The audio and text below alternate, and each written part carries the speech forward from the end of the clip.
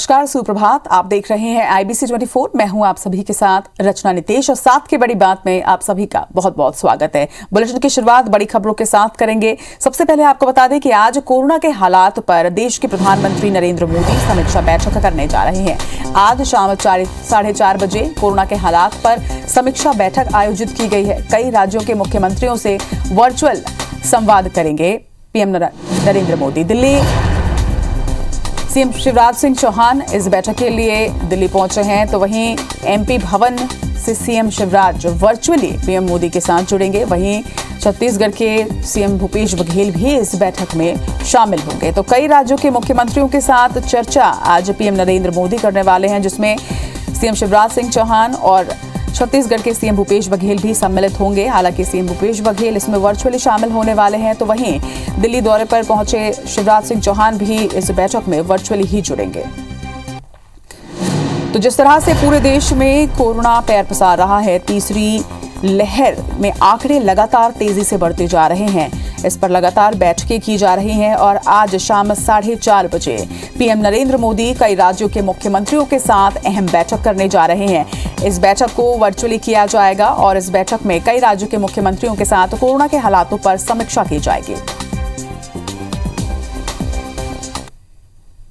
तीसरी लहर में पहली बार 24 घंटे में 2 लाख से ज्यादा नए केस रिकॉर्ड किए गए। बता दें कि देश में 11 लाख के पार पहुंच चुका है कलेक्टिव केस और तीसरी लहर में लगातार आंकड़ा तेजी से बढ़ता हुआ पहली बार तीसरी लहर में 2 लाख से भी ज्यादा कोरोना केस सामने आए हैं। रात 12 बजे तक 2,45,525 नए कोरोना संक्रमितों की पुष्टि कर ली गई थी। तो वहीं 24 घंटे में 84,579 लोग स्वस्थ भी हुए थे, मगर 379 कोरोना संक्रमितों ने पूरे देश में दम भी तोड़ा। पहली बार कुल एक्टिव केस भी 11 लाख के पार पहुंच चुके हैं पूरे देश में। फिलहाल 11.09 लाख कोरोना संक्रमितों का इलाज भी इस वक्त जारी है।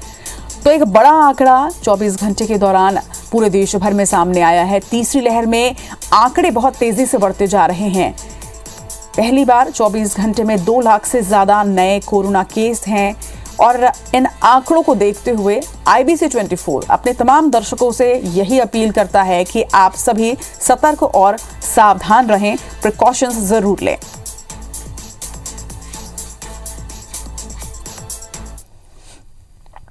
और देश के बाद अब बात प्रदेश की। छत्तीसगढ़ में बीते 24 घंटे में 5,476 नए कोरोना मरीजों की पुष्टि की गई। बीते 24 घंटे में ही 4 मरीज की मौत दर्ज हुई है। तो वहीं छत्तीसगढ़ में कल 1933 लोग स्वस्थ भी हुए हैं। प्रदेश की पॉजिटिविटी दर की अगर बात करें तो छत्तीसगढ़ में पॉजिटिविटी दर 9.25% पर पहुंच चुकी है। वहीं प्रदेश में एक्टिव केस का आंकड़ा भी अब बढ़ चुका है। 27,425 पर इस वक्त एक्टिव केस का आंकड़ा। रायपुर में सर्वाधिक 1,785 नए मरीजों की पुष्टि की गई। तो रायपुर लगातार हॉटस्पॉट बनता जा रहा है। यहां से एक बड़ा आंकड़ा हर रोज सामने आ रहा है। इसी तरह से अगर बात करें दुर्ग की, तो दुर्ग में 800 नए मरीजों की पुष्टि की गई।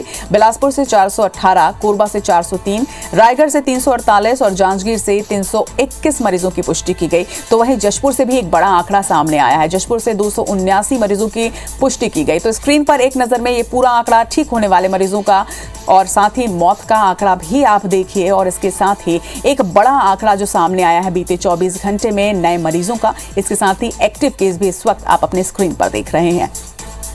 छत्तीसगढ़ के बाद बात करेंगे मध्य प्रदेश की। मध्य प्रदेश में भी कुछ ऐसे ही हालात हैं। लगातार तेजी से यह आंकड़ा बढ़ते जा रहा है। बीते 24 घंटे की अगर बात करें तो 3,639 नए कोरोना मरीजों की पुष्टि मध्य प्रदेश में की गई। वहीं 24 घंटे में एक मरीज की मौत भी कोरोना संक्रमण की वजह से दर्ज की गई है। अब तक 10,540 संक्रमितों की कुल प्रदेश में मौत हो चुकी है। तो वहीं प्रदेश में कल 497 मरीज स्वस्थ भी हुए हैं। अब तक 7,85,496 मरीज पूर्ण रूप से स्वस्थ हो चुके हैं कोरोना को हराकर। वहीं मध्य प्रदेश में एक्टिव मरीजों की संख्या इस वक्त 14,406 पर पहुंच चुका है। तो एक नजर में आपको पूरा आंकड़ा भी मध्य प्रदेश का दिखा देते हैं कि किस तरह से यहां पर आंकड़े हैं। प्रदेश में एक्टिव मरीजों की संख्या भी तेजी से बढ़ रही है। ठीक होने वालों का आंकड़ा भी हालांकि बढ़ रहा है, लेकिन इसके साथ ही चिंता का विषय ये है कि एक बड़ा आंकड़ा हर रोज नए संक्रमित मरीजों का सामने आ रहा है। IBC 24 लगातार आप सभी से यही अपील कर रहा है कि आप कोरोना गाइडलाइन का पालन करें, मास्क जरूर लगाएं, सैनिटाइजर का उपयोग करें। इसके साथ ही अगर आप भीड़ भाड़ वाले इलाके में जा रहे हैं तो आप फिजिकल डिस्टेंसिंग का पालन करें। वैसे आप भीड़ भाड़ वाले इलाकों में फिलहाल ना ही जाएं, सुरक्षित रहिए, घर पर रहिए और अपने परिवार को भी सुरक्षित रखिए। अब इसके बाद बढ़ेंगे आगे। दिल्ली में आज बीजेपी चुनाव समिति की बैठक आयोजित की गई है। 5 राज्यों में होने वाले चुनाव को लेकर यह बैठक होगी। बता दें कि सीएम शिवराज सिंह चौहान भी चुनाव समिति की बैठक में शामिल होंगे। सीएम शिवराज सिंह चौहान कल दिल्ली के लिए रवाना हो चुके हैं। तो ये बड़ी खबर आपको बता रहे हैं, सीएम शिवराज सिंह चौहान आज बीजेपी चुनाव समिति की अहम बैठक में भी सम्मिलित होंगे। 5 राज्यों में चुनाव होने वाले हैं, जिसे लेकर आज बीजेपी एक अहम बैठक करने वाली है और इस बैठक में सम्मिलित होने के लिए सीएम शिवराज सिंह चौहान दिल्ली भी पहुंच चुके हैं। आपको बता दें कि कल ही सीएम शिवराज सिंह चौहान दिल्ली के लिए रवाना हुए हैं और आज बीजेपी की इस अहम बैठक में वो सम्मिलित होने वाले हैं।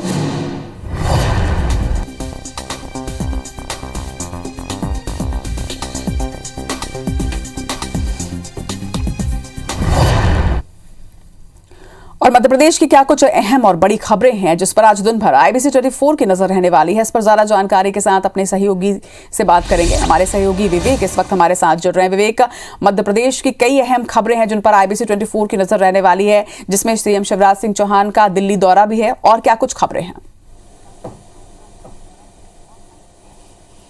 मध्य प्रदेश में आज यदि हम कोरोना के आंकड़ों की बात करें तो 1104 कोरोना पॉजिटिव पिछले 24 घंटे में मिले हैं और सबसे ज़्यादा बुरे हालात जो है वो इंदौर और भोपाल के हैं। यहाँ पर कोरोना संक्रमितों का आंकड़ा लगातार बढ़ता जा रहा है। उसके बाद ग्वालियर और जबलपुर भी लगातार जो है कोरोना संक्रमितों के मामले में तेज़ी से आगे बढ़ रहा है। तो ये कहीं ना कहीं चिंता का विषय है। और इसके साथ ही जो छोटे ज़िले हैं मध्य प्रदेश के, वहाँ भी कोरोना संक्रमण लगातार तेज़ी से फैल रहा है और यही कारण है कि मध्य प्रदेश की पॉजिटिव दर भी जो है, पॉजिटिव रेट भी काफ़ी तेज़ी से बढ़ रहा है। हालांकि रिकवरी भी तेज़ी से हो रही है, लेकिन एक बड़ी जो चिंतनीय बात यह है कि जो संख्या तेज़ी से बढ़ रही है ये कहीं ना कहीं आने वाले समय में एक बड़ी चुनौती बन सकती है।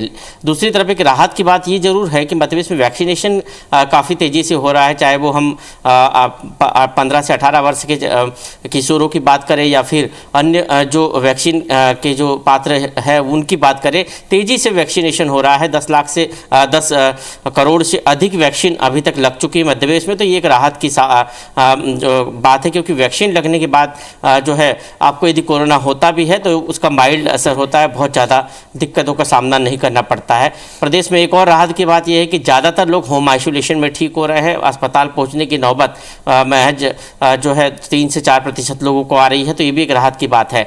दूसरी तरफ यदि हम राजनीतिक खबरों की बात करें तो आज मध्य प्रदेश के मुख्यमंत्री शिवराज सिंह चौहान केंद्रीय चुनाव समिति की बैठक में दिल्ली में शामिल हो रहे हैं। बीजेपी केंद्रीय चुनाव समिति की आज एक महत्वपूर्ण बैठक है और इस बैठक में बतौर सदस्य शिवराज सिंह चौहान शामिल होंगे। 5 राज्यों के प्रत्याशियों पर आज से बीजेपी मंथन शुरू कर रही है।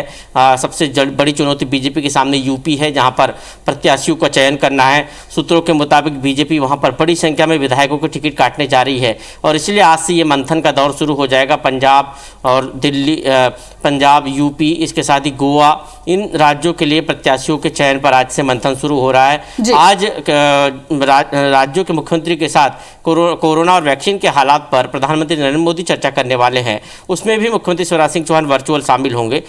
मुख्यमंत्री शिवराज सिंह चौहान मध्य प्रदेश के हालातों पर जो है प्रधानमंत्री को जानकारी भी देंगे। उसके बाद देखना होगा कि प्रधानमंत्री क्या निर्देश जो है कोरोना और वैक्सीन को लेकर जो है राज्यों के मुख्यमंत्री को देते हैं। जी, इन तमाम ही बड़ी खबरों पर लगातार आपसे अपडेट भी लेंगे विवेक। फिलहाल तमाम जानकारी के लिए आपका बहुत बहुत शुक्रिया। तो आज मध्य प्रदेश में कई अहम खबरें हैं जिन पर IBC 24 की नजर रहेगी, बैठक भी होगी। इसी तरह से छत्तीसगढ़ में वो क्या कुछ बड़ी खबरें हैं, इस पर भी हम बातचीत करेंगे। छत्तीसगढ़ में 2022-23 के बजट के लिए मुख्यमंत्री भूपेश बघेल लगातार मैराथन बैठकें कर रहे हैं। इसके लिए लगातार वो मंत्रियों से उनके विभागों पर चर्चा कर रहे हैं। इसी तरह से कोरोना संक्रमण भी तेजी से प्रदेश में पैर पसार रहा है, जिसे लेकर आज PM एक अहम बैठक करने वाले हैं और इस बैठक में छत्तीसगढ़ के CM भी सम्मिलित होंगे। क्या कुछ अहम खबरें हैं, इस पर ज्यादा जानकारी के साथ हमारे सहयोगी स्टार जैन इस वक्त हमारे साथ जुड़ रहे हैं। जी स्टार।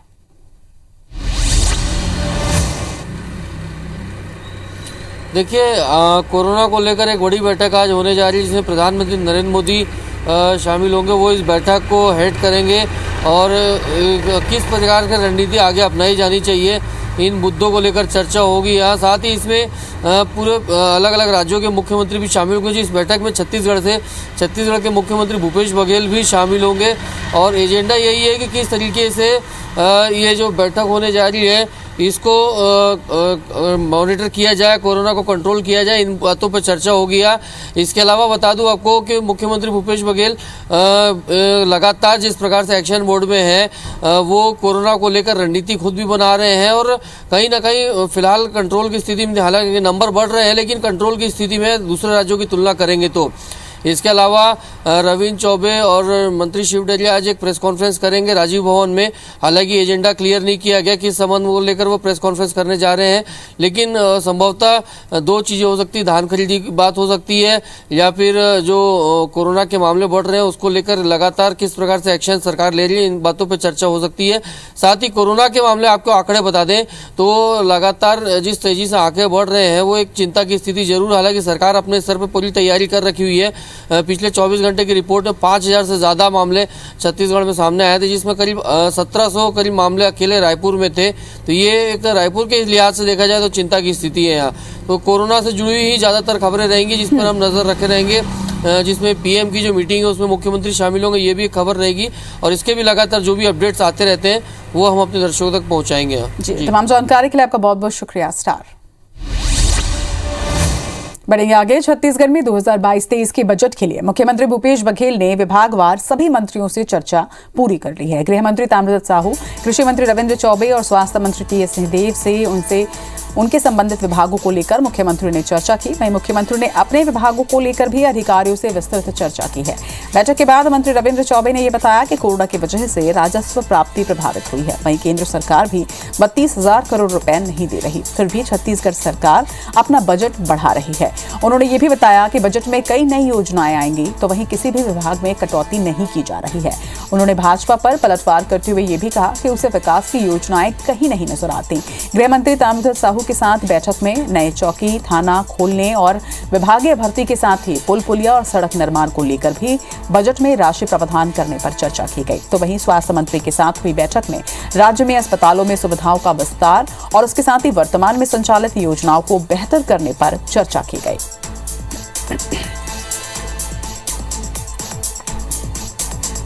कोरोना का समय है और राजस्व की प्राप्तियां प्रभावित हुई हैं और केंद्र सरकार के द्वारा भी छत्तीसगढ़ को देय लगभग 32,000 करोड़ रुपया शेष है।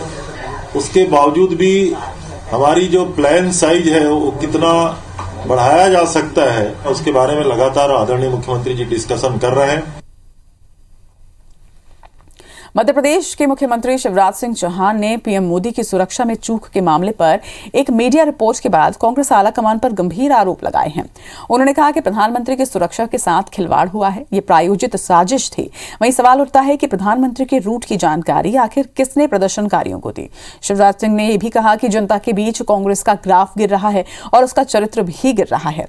शिवराज सिंह चौहान ने यह आरोप लगाया है कि साजिश के तार सीधे कांग्रेस आलाकमान से जुड़ते हैं। अगर कोई खतरा था तो सुरक्षा में लगे वो कौन से अधिकारी हैं जिन्होंने अलर्ट जारी होने के बाद भी सुरक्षा के कदम नहीं उठाए?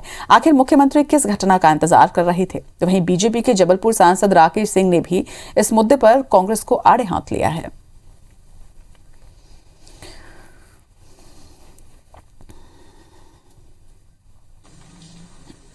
एसएचओ और डीएसपी सीआईडी ने यह जानकारी आला अधिकारियों को पहले से दी थी, जिसको पूरी तरह से नजरअंदाज कर दिया गया। यह खुलासा यह सिद्ध करता है कि सुरक्षा में जो कुछ हुआ, चूक नहीं कहूंगा मैं, वो लापरवाही नहीं बल्कि मिली भगत थी। पंजाब में जो हुआ इसके पहले वो देश के इतिहास में कभी नहीं हुआ।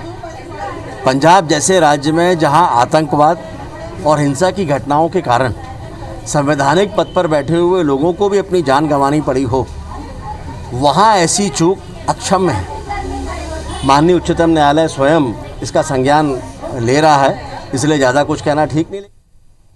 इंदौर में बाणगंगा थाना इलाके के गणेश धाम कॉलोनी में मां बेटे की बेरहमी से हत्या कर दी गई है।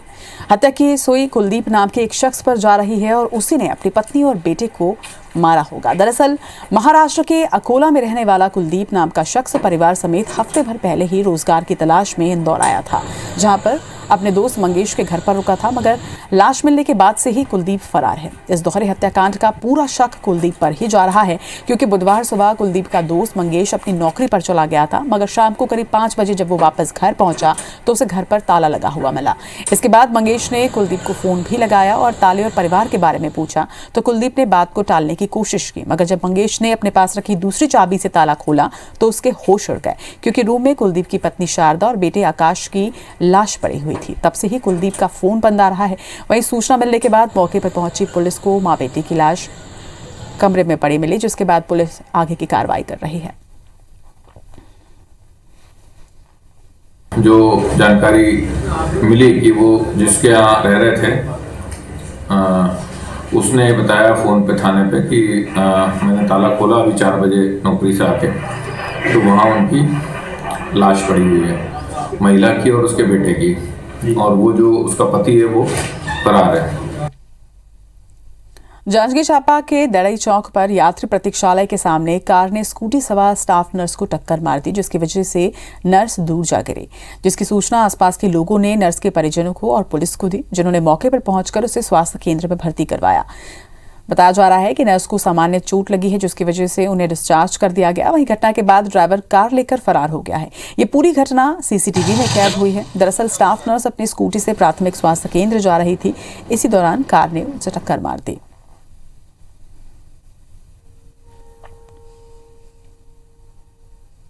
गोयल ग्रुप ऑफ कंपनीज प्रबंधन की ओर से भानु प्रतापपुर अंचल को जीवन रक्षक ट्रॉमा एम्बुलेंस की सौगात दी गई है। श्री बजरंग माइंस के वरिष्ठ महाप्रबंधक सुरेश अग्रवाल ने युवा कांग्रेस के प्रदेश अध्यक्ष कोको पाड़ी की मौजूदगी में बीएमओ डॉक्टर अखिलेश ध्रुव को ये एम्बुलेंस सौंपी। ये ट्रॉमा एम्बुलेंस चलते फिरते अस्पताल से कम नहीं है। आपको बता दें कि ambulance oxygen concentration machine, portable ventilator, ECG machine, BP machine, cardiac life support system, glucose testing उपकरण और जीवन रक्षा के लिए जरूरी सभी आधुनिक सुविधाओं से लैस है। यह एम्बुलेंस आपातकालीन स्थिति में प्राण रक्षक का काम करेगी।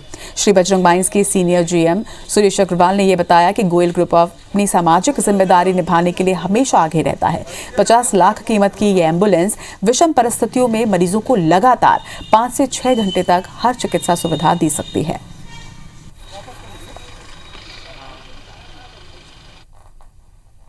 की सर्व सुविधा युक्त एम्बुलेंस मतलब एक चलता फिरता अस्पताल गोयल ग्रुप ने दिया है। हम व्यापारी संघ को बहुत हम लोग सब गौरवान्वित महसूस कर रहे हैं कि व्यवसायिक क्षेत्र के द्वारा, व्यापारी उद्योगपति के द्वारा ये यहाँ की जनता को दिया गया है। गोयल ग्रुप ऑफ कंपनी नित्य सेवा के कार्य में एक कदम आगे बढ़ाते हुए भानु प्रतापपुर सामुदायिक स्वास्थ्य केंद्र को आज ट्रामा एम्बुलेंस के रूप में एक सौगात दी है, जिससे भानु प्रतापपुर और भानु प्रतापपुर के आसपास क्षेत्र के लोगों को ये जीवनदायिनी एम्बुलेंस एक जगह से दूसरे शहर में ले जाने के लिए बहुत उपयोगी है। और इसके लिए हम हृदय से गोयल ग्रुप ऑफ कंपनीज को धन्यवाद देते हैं। इसी के साथ इस बुलेटिन में फिलहाल इतना ही। आगे देखिए हमर बानी हमर कोट। नमस्कार।